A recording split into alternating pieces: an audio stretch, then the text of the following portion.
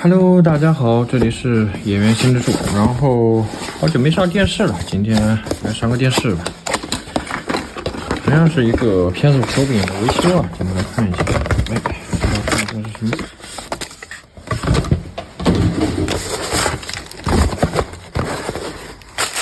一个白色的 PS5 手柄，3代的。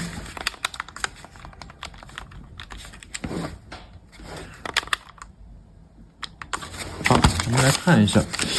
小新你好，1年前买的 DS5 右摇杆漂移了啊，才发现过保没几天，左摇杆虽然没有问题，但干脆全换得了。希望换一对空银 TMR 摇杆和一对原厂摇杆帽，谢谢。好的，这是一个3代的手柄啊，3代手柄也是比较新的，然后刚过保没多久，发现它出问题了。3代手柄还有一个通病，就是这个扳机会异响，那这个可以通过换弹簧或者加点润滑脂能解决。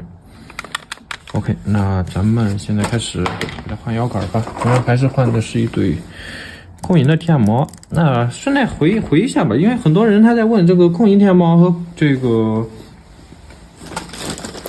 个景富最近也新出的 TMR 摇杆，对吧？它俩到底是谁好呢？